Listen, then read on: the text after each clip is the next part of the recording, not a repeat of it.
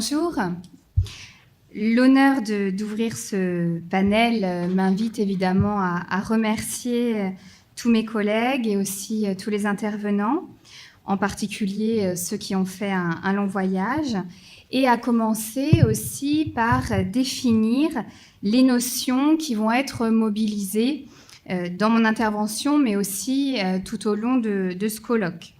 En priorité, donc, les notions de transition constitutionnelle et de transition institutionnelle. Alors, le droit a pour habitude de s'approprier les termes de la langue française et de leur donner un sens spécifique, mais ici, tout à chacun pourra entendre dans la notion de transition constitutionnelle l'idée d'un mouvement, l'idée d'un passage d'un État à un autre, et c'est d'ailleurs comme cela que les dictionnaires définissent la notion.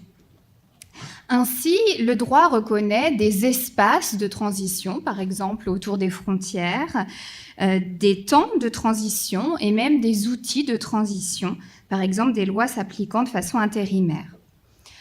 En sciences politiques, l'idée de transition démocratique se rapporte ainsi tant à la période qu'au processus en lui-même du passage d'un régime autoritaire à un régime démocratique.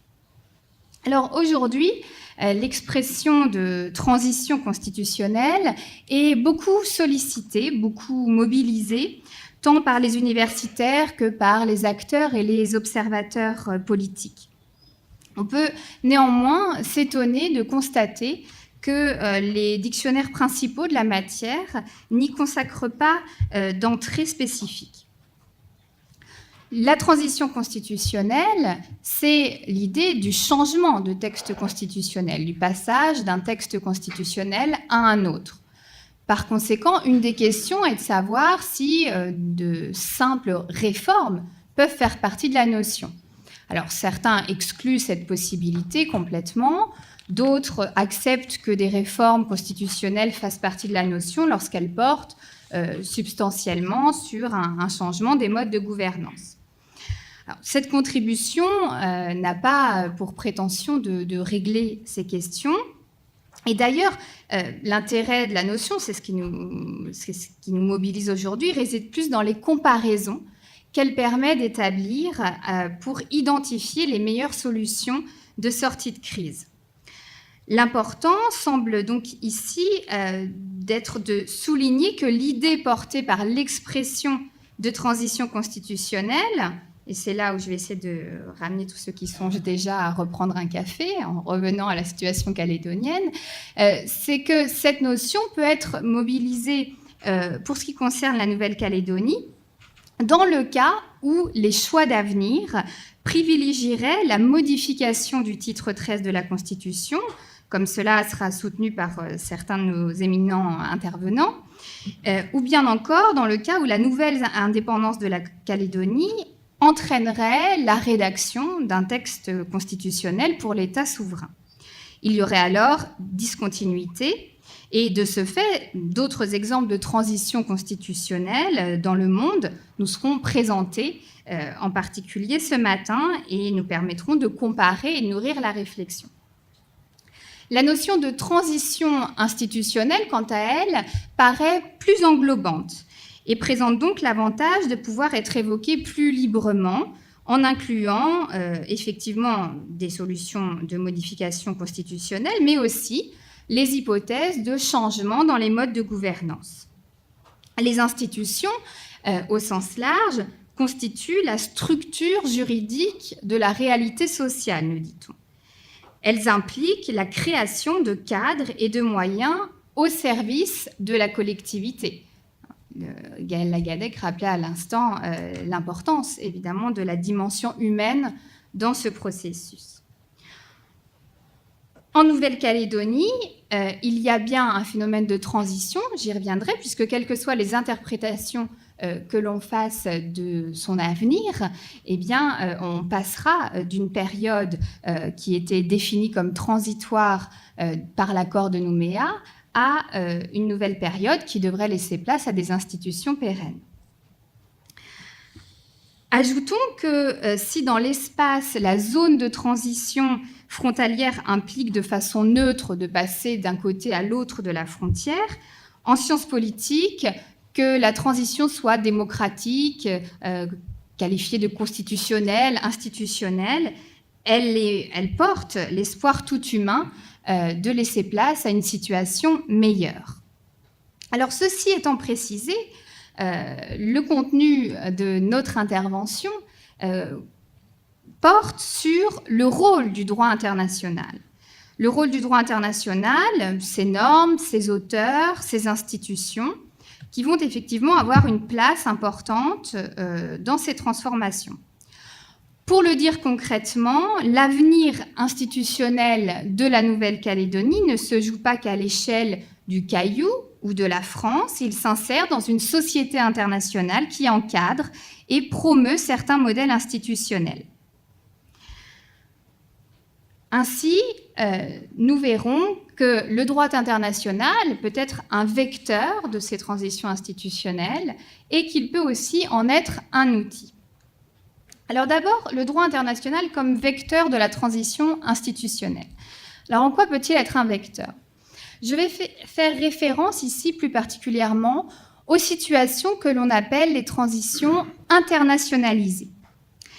En effet, la discontinuité institutionnelle dans un État peut répondre d'un processus internationalisé qu'un certain nombre d'hypothèses permettent d'illustrer. Elles sont nombreuses. Par exemple, je ne parlerai pas aujourd'hui de la répercussion de la justice pénale internationale ou de la justice transitionnelle. Mais je vais évoquer 3 hypothèses principales.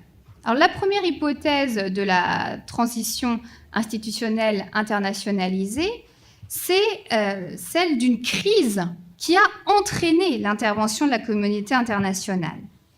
Ainsi, l'administration d'une collectivité territoriale par une institution internationale a pour effet de suspendre l'administration d'un État sur un territoire donné et de la substituer par une autre dont la mise en œuvre sera accompagnée. On peut alors penser au cas radical du Kosovo et de la résolution 1244 du Conseil de sécurité des Nations Unies, qui en même temps rappelait l'intégrité territoriale de la Serbie, mais qui néanmoins va lui substituer une administration internationale qui va préparer le terrain formel de la future déclaration d'indépendance. Kosovo, d'ailleurs, qui est aujourd'hui dans un autre type de transition, qui est passé justement d'une administration internationale à celle d'un véritable pouvoir politique autonome. L'exemple du Timor-Leste, du Timor oriental, peut également être mobilisé pour illustrer cette hypothèse. À la suite de l'occupation illégale de l'Indonésie et de son macabre bilan, puisque selon plusieurs sources, il y aurait 200 000 personnes disparues du fait de cette occupation, soit un tiers de la population du pays. Et en 1999, une opération d'administration transitoire des Nations Unies est mise en place sur le fondement d'une résolution du Conseil de sécurité et son mandat sera prorogé jusqu'en 2002, jusqu'à l'indépendance de l'État timorais. Et l'accompagnement international, d'ailleurs, se poursuit, comme en témoigne l'observation électorale qui a été mise en place lors des dernières élections législatives en juillet de cette année. Dernier exemple de cette hypothèse, dès 1990, c'est un exemple plus ancien, les Nations Unies étaient intervenues en Haïti, d'abord à la demande du gouvernement provisoire, et puis ensuite après le coup d'État de 1991. Et alors, une mission civile internationale avait été déployée, et puis plusieurs missions de maintien de la paix se sont ensuite succédées, avec des objectifs institutionnels et d'instauration de la démocratie et de l'état de droit. Alors, cette implication de la société internationale, ici incarnée par l'ONU, surgit dans des cas de transition brutale. Ce ne sont pas des interventions qui sont prévues par les constitutions des États concernés. Et dans l'histoire, on observe que malgré ce contexte atypique, il arrive d'ailleurs que certaines constitutions prévues pour être transitoires s'inscrivent en réalité dans le temps. On pourrait même penser d'ailleurs au cas de la loi fondamentale allemande de 1949. Alors d'autres hypothèses relève cette fois de l'intervention externe déclenchant la transition institutionnelle. Cet élément externe, cette intervention externe, peut être politique. On pense à l'histoire du Soudan. C'en est une illustration là aussi extrême, dans la mesure où la sécession du Soudan du Sud en 2011 a été présentée comme une solution de paix, dont on connaît l'échec cuisant par ailleurs, une solution de paix qui avait été promue par les intérêts occidentaux, en particulier par les États-Unis, des intérêts qui étaient économiques, liés à l'exportation des hydrocarbures, et puis politiques également, puisqu'on a pu considérer que cela allait tracer finalement une espèce de frontière entre le monde musulman et le monde catholique, bien que cette vision particulièrement binaire corresponde très peu finalement à la réalité de la Corne de l'Afrique. L'intervention peut aussi être militaire. Et alors là, elle peut se faire en application du droit international, mais aussi en violation du droit international. On pense à l'histoire récente de l'Afghanistan et de l'Irak. Intervention en Afghanistan sur le fondement de la légitime défense, avec l'aval des Nations Unies. Intervention en Irak en 2003 des États-Unis, en violation du droit international. D'ailleurs, ces exemples renvoient à la classique question de savoir si la démocratie peut être importée et imposée. Ici, c'est donc bien l'hypothèse d'une transition institutionnelle, là encore brutale, par une agression armée. Et malgré cette brutalité et parfois le fait d'être en dehors du cadre du droit international, ces transitions pourront être accompagnées par des organisations internationales, par des organisations régionales. Il y aurait beaucoup à dire sur la rédaction, par exemple, de la Constitution de l'Afghanistan et de l'Irak. Alors, si on en revient au destin de la Nouvelle-Calédonie, la troisième grande hypothèse qui peut être évoquée, c'est celle de la décolonisation.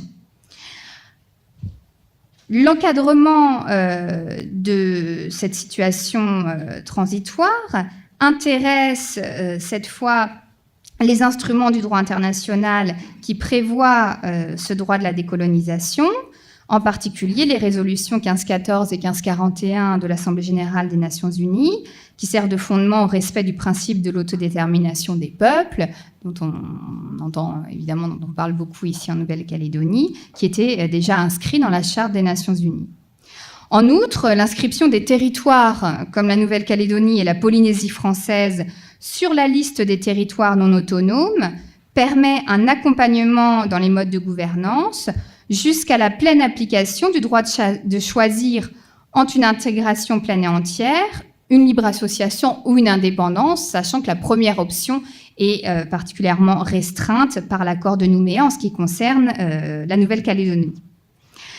Alors, du point de vue international, les structures juridiques et politiques des sociétés concernées sont donc transitoires par nature, puisqu'elles n'ont pas vocation à perdurer, leur lien avec la puissance administrante étant réputé non conforme au droit de la décolonisation, jusqu'à ce que le choix soit effectivement exprimé.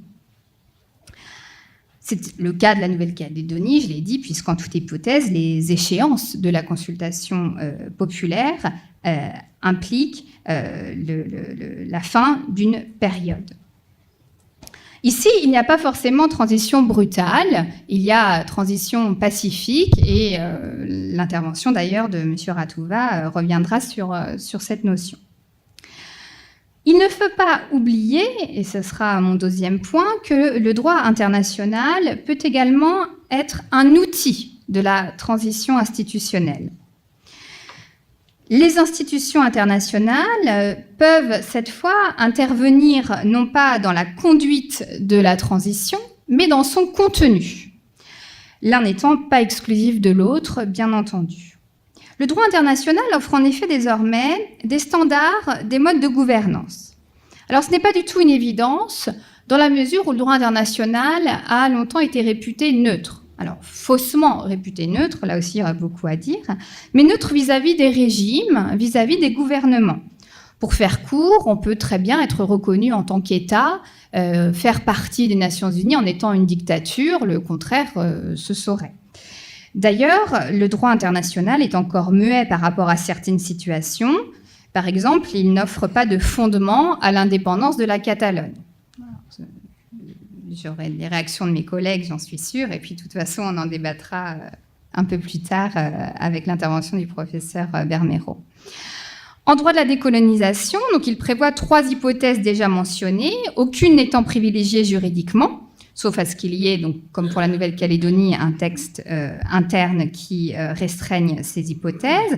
Et politiquement, là aussi, on y reviendra peut-être plus cet après-midi, on sait que la solution de l'indépendance est une solution qui a plutôt été promue par l'ONU, du fait, tout simplement aussi, de la composition de l'Assemblée générale des Nations unies, puisqu'une grande partie des États qui la composent sont eux-mêmes issus de ce processus de décolonisation. Ensuite, par rapport aux institutions en elles-mêmes, le droit international, qui ne faisait pas la promotion d'un mode de gouvernance en particulier, le fait désormais du fait de 2 phénomènes principalement. D'abord, celui de l'universalisation des droits de l'homme, qui joue un rôle clé. À ce titre, les constitutions post-transition renvoient souvent à des obligations en termes de droits de l'homme, en garantissant la supériorité des normes internationales ou en les incluant directement dans le texte. Il y a beaucoup d'exemples de constitutions après des crises qui contiennent déjà dans le texte ce qu'on appelle un catalogue des droits de l'homme. Dans les sociétés dites complexes, la protection des personnes des groupes considérés comme plus vulnérables prendra alors un sens particulier, comme en ce qui concerne les droits des peuples autochtones. C'est bien qu'on constate d'ailleurs aujourd'hui un phénomène de convergence dans les constitutions dont les contenus tendent, au moins en certains points, à se ressembler. Et puis, deuxième phénomène qui permet d'affirmer que le droit international promeut certains modes de gouvernance en particulier, le droit international a contribué à faire converger des standards en prônant la démocratie et l'état de droit. Ainsi, les résolutions du Conseil de sécurité, dans leur contenu, semblent privilégier, en tout cas faire la promotion de façon plus en plus claire de la démocratie et de l'état de droit. On peut également citer à cet égard le nouvel agenda pour le développement, nouvel agenda 2030, agenda de l'ONU, qui dans son objectif 16 promeut des sociétés justes et inclusives. Notons enfin que cette promotion se réalise également tout autant dans les cadres régionaux. Le travail du Conseil de l'Europe est considérable en la matière, celui de l'OEA, celui de l'Union africaine. On peut même parler de la communauté du Pacifique ici, dont le rôle tourné vers le développement implique aussi des questions institutionnelles. Bien que ces initiatives débouchent sur des instruments non contraignants, qui ont plutôt une valeur recommandatoire, elles sont essentielles en ce qu'elles témoignent de volonté politique qui auront vocation à s'exprimer au niveau interne. De tout cela, il faut donc retenir que le droit international a eu un rôle plus ou moins important dans les transitions institutionnelles. Nous allons y revenir au travers des différentes interventions. Et que l'avenir des institutions calédoniennes doit se penser à l'aune du cadre international général, tant par rapport au respect du droit de la décolonisation que des standards internationaux en matière d'état de droit et de démocratie. L'accord de Nouméa fait d'ailleurs explicitement référence à ce cadre international. Formulons donc le souhait que le droit international, comme il a déjà commencé à l'être, soit pour la Nouvelle-Calédonie non seulement un cadre, mais aussi un outil au service d'un avenir institutionnel pacifique et respectueux de tous. Je vous remercie.